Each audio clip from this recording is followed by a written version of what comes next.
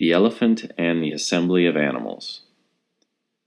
The wise elephant, whose efforts were always directed towards the benefit of his society, saw with much concern the many abuses among the beasts, which called loudly for reform. He therefore assembled them, and, with all due respect and humility, began a long sermon, wherein he spoke plainly to them about their vices and bad habits. He called their attention especially to their idle ways, their greed, cruelty, envy, hatred, treachery, and deceit. To many of his auditors this speech was excellent, and they listened with open-mouthed attention, especially such as the innocent dove, the faithful dog, the obedient camel, the harmless sheep, and the industrious ant.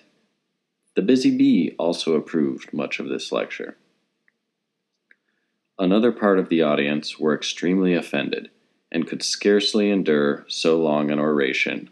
The tiger, for instance, and the wolf were exceedingly tired, and the serpent hissed with all his might, while a murmur of disapprobation burst from the wasp, the drone, the hornet, and the fly.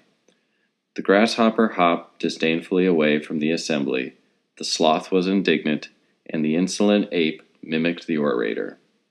The elephant, seeing the tumult, concluded his discourse with these words: "My advice is directed equally to all, but remember that those who feel hurt by any remarks of mine acknowledge their guilt. The innocent are unmoved."